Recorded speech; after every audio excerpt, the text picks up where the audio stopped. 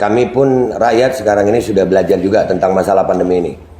Dan dari awal kejadian saya, mungkin Bapak tahu itu sama Dr. Louis. Ya, kami sampai hari ini kami menunggu adanya diskusi debat terbuka antara dua pihak atau dua madhab dokter yang pro tentang COVID dan vaksinasi dan yang anti vaksinasi.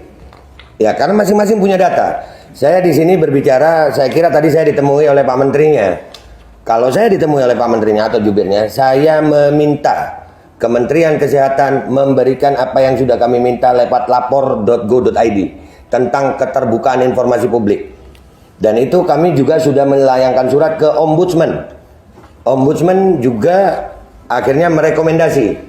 Artinya, di sini ada beberapa hal yang kami perlu pertanyakan masalah pandemi.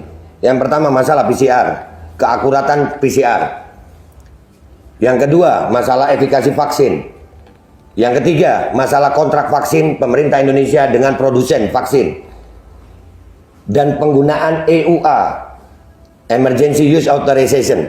Kenapa harus dimandatorikan? Kenapa harus didaruratkan? Dan masalah penggunaan vaksin anak. Untuk sebuah penyakit yang tingkat kesembuhannya 99, sekian persen, kenapa anak harus diintimidasi dengan vaksin? Anak Indonesia bukan anak yang penyakitan. Anak Indonesia anak yang sehat. Dan tidak sedikit, Pak. Kami sekali lagi tidak anti vaksin. Kami anti pemaksaannya. Andai kata vaksin ini dilakukan secara sukarela, kami tidak seperti ini, Pak. Kami jadi curiga dengan isi vaksin justru karena adanya kebijakan-kebijakan yang merubah negara demokrasi Pancasila ini, yang mana demokrasi Pancasila ini berbeda Tuhan, kita harus toleransi, Pak. Tapi dengan adanya vaksinasi, rakyat Indonesia sekarang ini, perbedaan vaksinasi sudah ada diskriminasi dan intimidasi. Kami sudah sering, Pak, melihat kesian rakyat didatangi ke rumah-rumah dengan pakaian seragam tentara. Itu belum sakit udah sakit duluan, takut. Iya, kayak datengin maling. Loh, ini masalah vaksinasi mentinya. Iya, Kementerian Kesehatan loh ini. Kenapa, apa hubungannya dengan TNI? Dan saya juga mau tanya, Pak. Ini termasuk saya kepingin Kemenkes siapnya disiarkan untuk seluruh rakyat Indonesia. Kami akan datang dengan tim terbaik kami. Kami akan bongkar semua data kami. Dan silakan Kemenkes bantah. Dan saya menuntut hari ini ada perjanjian tertulis antara saya dan Kemenkes. Kapan waktunya, dan kalau nanti di diskusi debat terbuka itu kami salah, saya Babe Aldo bertanda tangan rela dipenjara seumur hidup karena telah mengacaukan kekacauan, menyebabkan kekacauan bagi seluruh rakyat Indonesia. Jadi itu yang saya tuntut. Saya tuntut adanya, kan kita di negara demokrasi, Pak. Bapak menerima kami dengan baik, kami pun senang ini, Pak.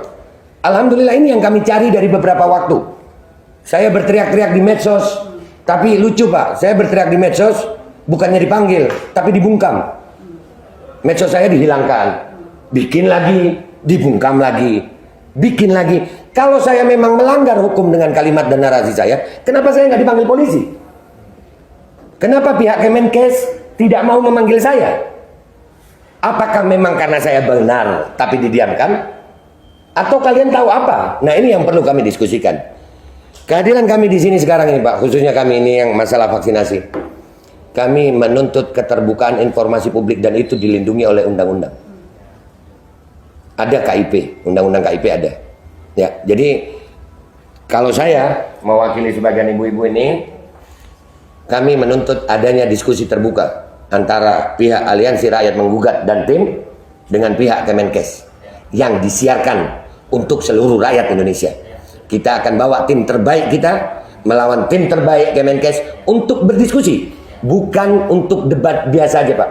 Karena ini menyangkut hajat hidup 270 rakyat Indonesia, 270 juta rakyat Indonesia.